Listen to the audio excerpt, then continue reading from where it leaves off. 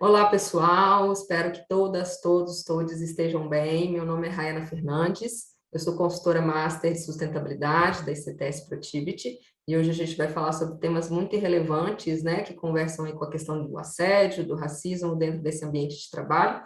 Mas antes da gente começar, eu vou fazer a minha audiodescrição. Eu sou uma mulher negra, eu tenho os meus cabelos crespos curtos. Hoje aqui eu estou vestindo uma camisa lilás, e tenho aqui, estou sentada dentro da minha sala, né? Tenho ao fundo uma parede azul com uma persiana marrom, e do meu lado esquerdo eu tenho o mapa mundi, que dá para ver metade dele em relação à América Latina. Então, muito prazer estar aqui com vocês hoje. Boa tarde, pessoal. Eu sou a Rafaela Tomás, gerente do canal de denúncias aqui da Alliant, né? Alliant que compõe, junto com a Protivit, a ECTS. Vim compor o bate-papo aqui com a Rai para a gente falar de assédio e de racismo no ambiente de trabalho e as formas de combatê-lo. Sobre a minha descrição, eu sou uma mulher branca, tenho cabelos enrolados, estou usando um brinco branco aqui na orelha, de 2 pontinhos brancos, estou vestindo uma camiseta bege com uma listra branca. No meu fundo tem um fundo colorido ali de azul, um pouquinho laranja, que são as cores da marca ali da empresa, da sala de reunião, numa parede de vidro.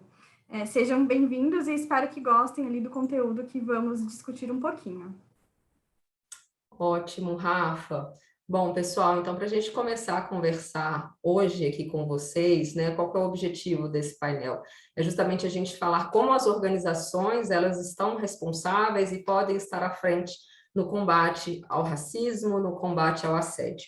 Mas antes da gente falar das ferramentas, né, de como, de fato, as organizações conseguem implementar diversos caminhos para combater essas práticas, a gente precisa falar um pouquinho de conceitos. Então, a nossa primeira proposta aqui é justamente falar o que é o racismo, né? O que vocês entendem enquanto racismo, o que as empresas, as companhias, de uma forma geral, os agentes públicos também, precisam entender sobre o que é o racismo.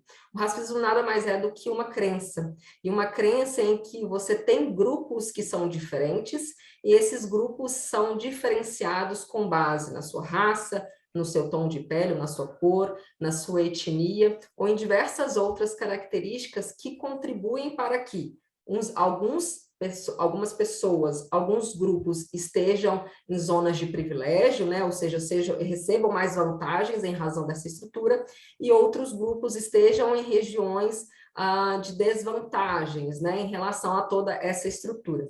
Então, como que a gente pode verificar o racismo, né, nos dias de hoje? O racismo, então, compõe todo um comportamento discriminatório, compõe todo um tratamento diferenciado em relação àquilo ou aquele outro ou outra que é diferente do que se entende por normal, do que se entende por raça, do que se entende por cultura ou etnia que deva ser considerada.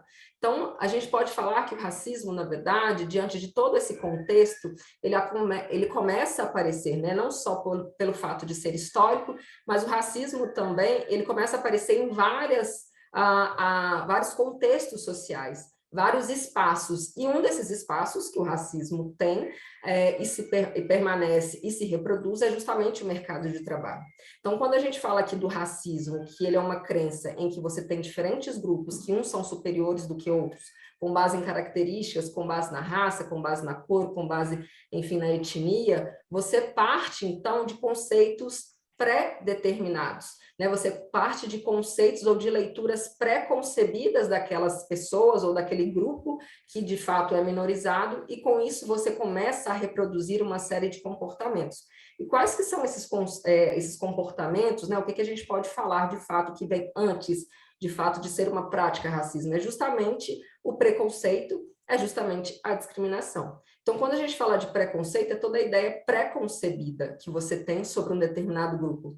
E essa ideia pré-concebida, ela tanto pode alimentar vantagens, mas também ela pode colocar outros em desvantagens, como eu bem falei para vocês. Então, vamos dar um exemplo dentro do mercado de trabalho, né? Quando eu pré-concebo, por exemplo, que as pessoas negras, principalmente os homens negros, são predispostos, né, a serem bons músicos do samba, a serem bons jogadores de futebol, né, ou a serem, inclusive, pessoas que pertencem ali, né, à questão da segurança, né, ou pessoas que trabalham diretamente com a segurança, eu estou preconcebendo características em relação a esse grupo que não necessariamente sejam uma verdade. Da mesma forma, se eu tenho uma ideia de que pessoas brancas, né, racialmente caracterizadas e classificadas enquanto pessoas brancas estão ali ou são mais predispostas a posições de liderança, eu também estou tendo uma prática ali pré-concebida sobre um determinado grupo e que ali, nesse caso, né, como esse exemplo último, coloca essa pessoa em vantagem, ou esse grupo em vantagem. Então, percebam que o racismo ele pode se configurar de diversas formas, pode se configurar com diversos exemplos, mas é a partir do mercado de trabalho, desses últimos contextos aqui que a gente trouxe, que a gente começa a falar de fato, então, como que a gente começa a reconhecer esse racismo agora na sua individualidade. Mas antes disso, eu acho que é importante a gente falar também sobre assédio. Não é, Rafa? Fala pra gente. Tá bom. Perfeito, Rai, muito bom ali, acho que você trouxe bastante um panorama, e o assédio, ele anda um pouquinho ali junto com a questão, né, do racismo. Então, primeiro falando do conceito de assédio, vamos olhar para o assédio moral. Quando a gente fala do assédio moral, ele ainda não é crime, né, e o que caracterizaria um assédio moral? Basicamente, ter ações ali de humilhações recorrentes que vão trabalhar com aquele indivíduo na característica pessoal dele, algo que vai incomodar, que vai trazer aquela sensação de exclusão, né? Não só a exclusão, mas ele se sentir um pouco inferiorizado com relação aos demais e comportamentos ali que acontecem recorrentes. E podem ser comportamentos tantos que venham ali da liderança, né, da liderança imediata, quando a gente olha para o ambiente de trabalho, mas não só da liderança, de pares, de pessoas de outras áreas. Então, para ter um assédio moral acontecendo ali e se configurar, não precisa necessariamente ser da liderança, pode ser de todos os públicos ali de relacionamento dentro da organização. E falando de assédio, também a gente tem o assédio sexual, que acontece ali quando a gente fala de...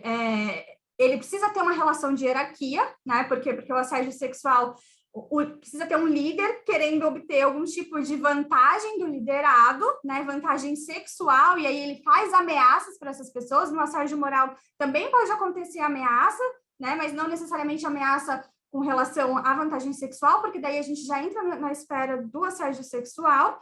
E ele é caracterizado como crime. Então, se acontece um assédio sexual, ele vai ser trabalhado ali na esfera criminal do ponto de vista litigioso. Já o assédio moral, a gente olha bastante do ponto de vista da esfera trabalhista, tá? Então, são assuntos que caminham junto com o racismo. E por quê? Porque quando a gente observa ali alguma situação de prática racista ou de prática discriminatória, ela também pode acontecer concomitante com assédio, né? Então, eu posso ter as duas coisas configuradas. Também posso ter um assédio sexual acontecendo junto com um assédio moral. Então, são três situações que podem ocorrer ao mesmo tempo e que estão ali interligadas. Até porque quando a gente olha para a questão de assédio, alguns estudos dizem para a gente que existem grupos mais suscetíveis, e quando a gente olha para esses grupos mais suscetíveis, a gente começa a falar de mulheres, a gente entra na questão racial, a gente entra na questão de orientação sexual, que normalmente até podem envolver outros grupos minoritários. Então, são assuntos que estão, de fato, interligados.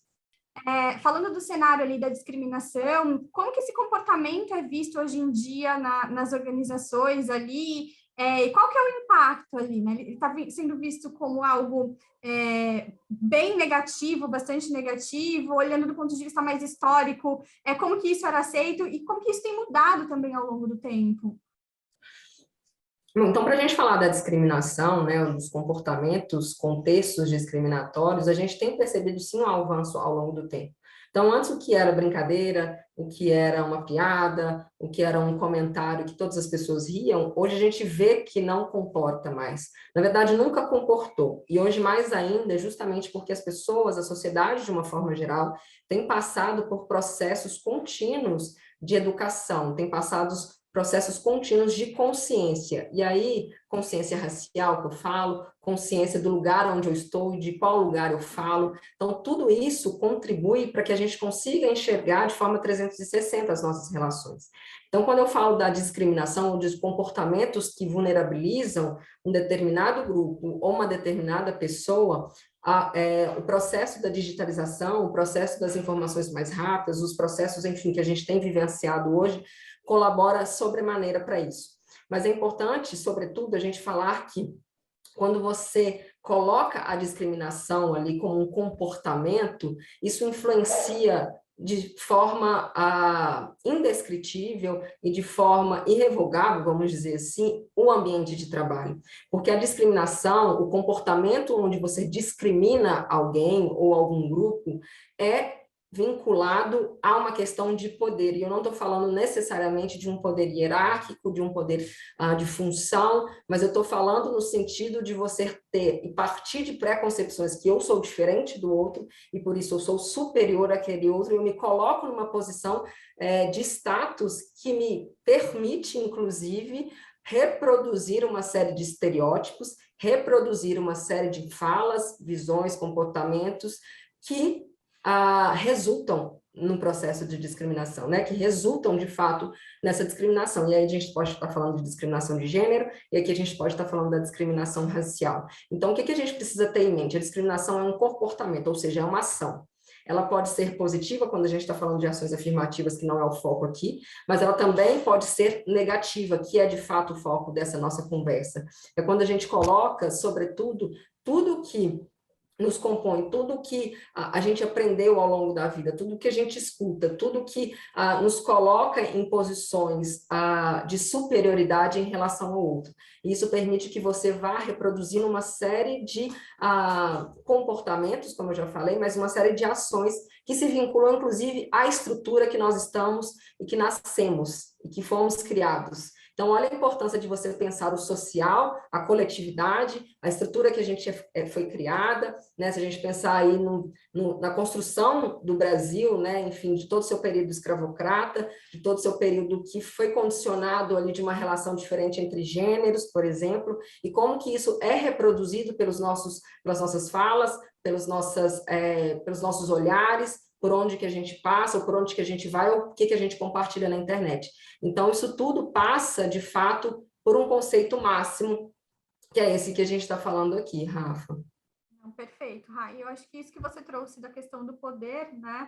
Ele também está muito ligado com as questões de assédio, porque quando o indivíduo, né, assedia moralmente o outro, tem muito a ver com a sensação dele ali, dele achar que ele está num patamar, ele tem um preconceito de que ele é diferente, mas ele é diferente positivamente, então, portanto, ele tem que subjugar o outro, ele tem que excluir o outro, ele tem que fazer com que o outro passe por situações vexatórias ali, situações humilhantes, né? E está muito atrelado à questão ali do poder. Então, como a gente comentou, os assuntos caminham juntos, né? A gente fala muito de que para um assédio moral ali acontecer, essa pessoa que entende que só ela ali tá diferente dos outros e tem os direitos de ir lá, de maltratar, de subjugar, de excluir, até mesmo discriminar né, o outro, e por questões que vêm ali de trás moral da história, questões históricas também, questões de conhecimento,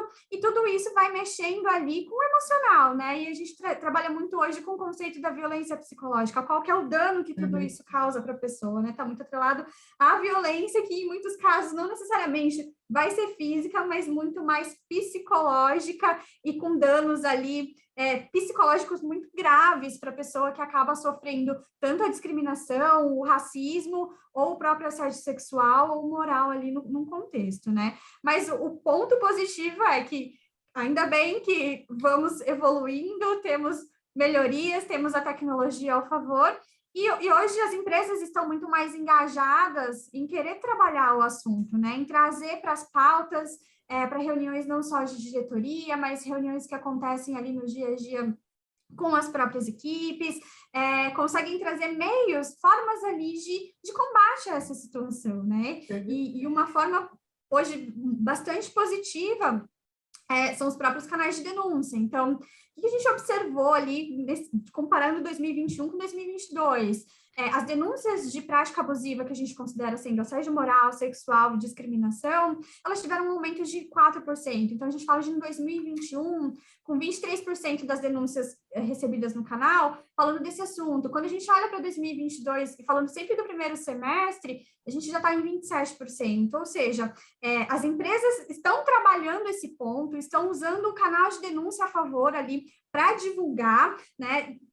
Estão montando equipes de compliance robustas e preparadas para não só receber a situação, como fazer a investigação, porque conta bastante a forma em que isso é conduzida. Se as empresas recebem uma denúncia de assédio ou do próprio racismo e ela para ali no momento do recebimento, não se tem uma investigação, não se tem um cuidado de olhar e de analisar, também a impressão dos colaboradores, dos profissionais, é que não está sendo visto, né? É mais uma coisa ali, popularmente falando, para inglês ver, ninguém vai tratar essa situação, vai ficar parada, o canal está ali só para dizer que tem.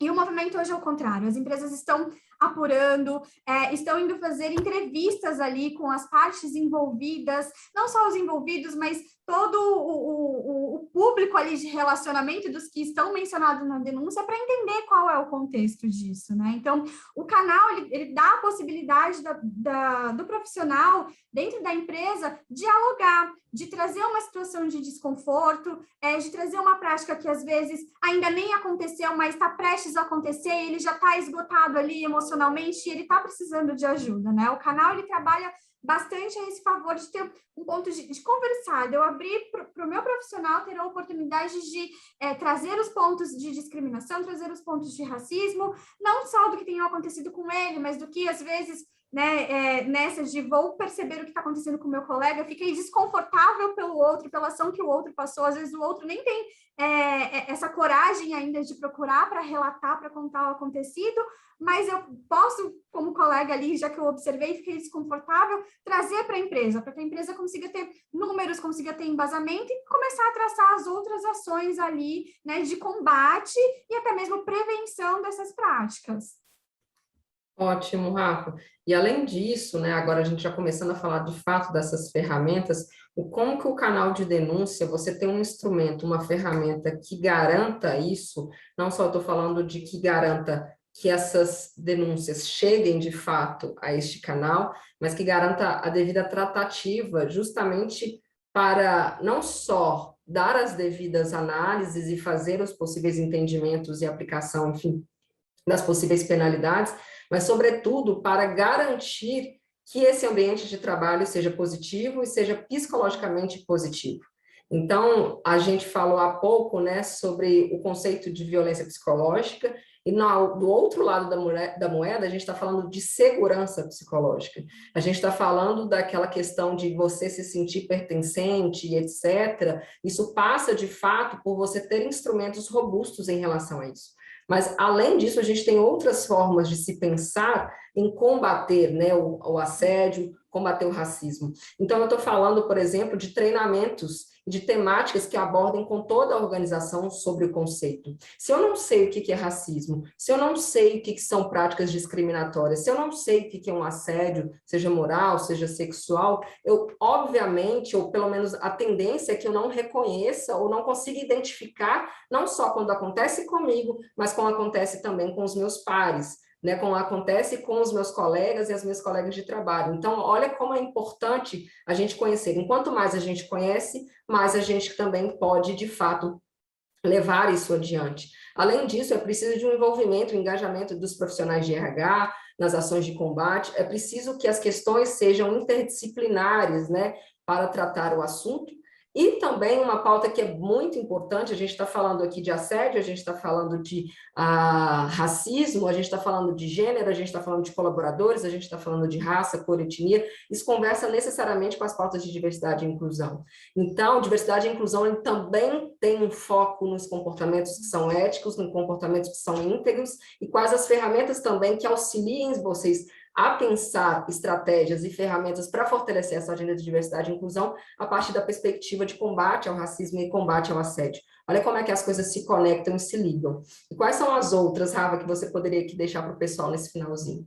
Acho que o que falta também é ter políticas claras que falem sobre o assunto, né? Não só no código de conduta, mas olhando do aspecto da diversidade, a gente ter ali descrito quais são as práticas que não são aceitas, que não são toleráveis dentro da organização, e não só ter descrito, mas ter um treinamento, né? Como você mesmo disse, que consiga abarcar todos esses pontos, e mais do que o treinamento, ter a alta liderança engajada, ter o próprio RH engajado nessa causa, porque também se a gente tem ali só a política, a norma escrita e não tem a prática, não se tem o hábito de praticar o que é recomendado, as coisas acabam caindo ali num esquecimento e ninguém vai conseguir identificar. Então, é super importante que, além da gente ter a política, a norma ali escrita, o manifesto propriamente dito do que vai guiar a cultura dessa organização, que a liderança esteja engajada, o próprio RH esteja engajado para tocar essas causas, né? E aí, olhando também do ponto de vista da diversidade, um ponto bastante legal é trabalhar ali com os grupos de afinidade para que as minorias consigam ter voz, consigam poder falar, traçar alguma estratégia, pensar em pontos, né, novos programas que vão além do treinamento, de como que eles poderiam ter um ambiente mais engajado com as questões para evitar discriminação e assédio. Então, acho que vai um pouco ali pela esfera da prática, muito envolvido com a prática, além, claro, dos treinamentos, né, que a gente consiga ter todo esse engajamento. E olhando ali também, acho que um outro aspecto que faz todo sentido, talvez não seja mais tão utilizado, mas que algumas empresas ainda fazem, a famosa pesquisa de clima ali para sentir, né, então, poxa, será que a minha empresa, as pessoas sentem que é um ambiente diverso, sentem que em algum momento tem alguma coisa ali que não está legal, voltada para pontos de liderança, que conseguem sinalizar algo ali que, poxa, tem um grupinho de assédio sendo tratado, ou tem práticas ali de não se sentir incluído, se sentir discriminado em algum momento. A pesquisa de clima também é um ótimo termômetro para saber como está ali o cenário, a cultura organizacional ali no momento. Além dessas, Rai, você também entende que tem algumas outras? Eu acho que a gente contempla todas essas, e aí, quando você fala de cultura organizacional, é para a gente fechar aqui no entendimento de como combater, de fato, o assédio, como combater o racismo. Quando a gente está falando de cultura, principalmente cultura organizacional, essa cultura é feita por pessoas. Então, esse é o primeiro ponto. As pessoas começam a ser o ponto focal, o ponto central, na verdade, de qualquer ação em que as empresas precisam tomar, seja numa perspectiva de sustentabilidade ou não. Então, quando a gente está falando de cultura organizacional, ela precisa passar por todos esses passos que nós comentamos anteriormente. Ela precisa passar por treinamento, ela precisa passar por espaço seguro, seja por um grupo de afinidade, seja pelo canal de denúncia. Ela precisa, então, transitar em todas as áreas para que, de fato, essa cultura organizacional pautada num combate, de fato, a qualquer tipo de discriminação, seja válida, que elas, de fato, consiga reproduzir ali, esteja na raiz do seu core business, assim, essas condutas e esses comportamentos. Então, quando você entra no site, né, de qualquer organização, sempre vai ter lá missão, valores, propósito, enfim, né, objetivos, o que nos move, o nome que vocês queiram dar. Mas isso só faz sentido se você tem uma cultura organizacional pautada de fato e concretamente em questões que combatam qualquer tipo de discriminação, seja ela racial, de gênero ou qualquer outra que a gente consiga conversar aqui. Então, tudo que se transparece ou tudo que se comunica em qualquer site, né, organizacional que a gente possa ver hoje, ela precisa estar arraigada, ela precisa estar presente dentro dessas estratégias internas. E aí um ponto fundamental para finalizar é justamente chamar a liderança para essa responsabilidade e para esse entendimento. A liderança, ela é um dos pilares que se constitui a cultura organizacional, ela que dita os passos ou a cadência com que essa cultura organizacional caminha, ela que dita, de alguma forma, com maior ou menor proporção, para onde que essa cultura organizacional vai caminhar, até mesmo porque ela tem ali a caneta, né? Vamos dizer assim.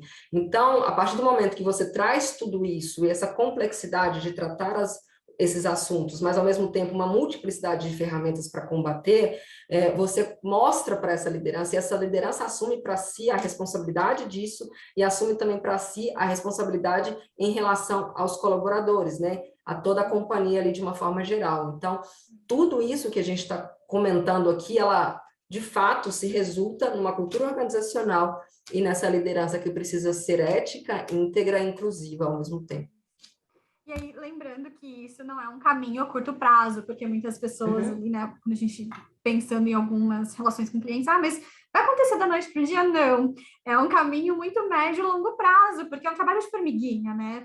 Como você mesma disse, tem que trabalhar a pessoa, a gente está trabalhando com pessoas, então a pessoa ela carrega ali toda uma bagagem moral, um ambiente em que ela cresceu, né? Ali, contexto familiar.